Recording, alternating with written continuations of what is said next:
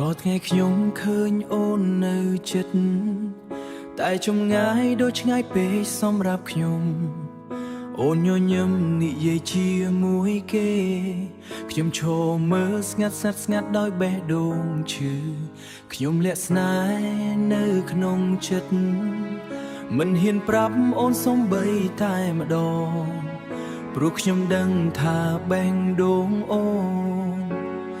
មានមនុស្សម្នាក់កាន់កាប់រួចហើយខ្ញុំស្រឡាញ់អូនតែស្រឡាញ់ម្នាក់ឯងសំឡេងបេះដូងស្រែកហៅឈ្មោះអូន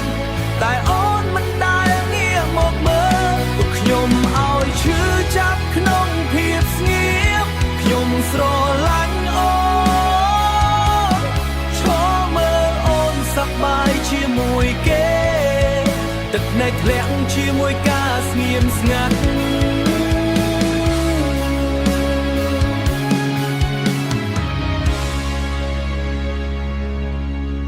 ស្នេហ៍ខ្ញុំមានតែការឈឺចាប់ពេលអូនហៅឈ្មោះគេដោយស្នេហ៍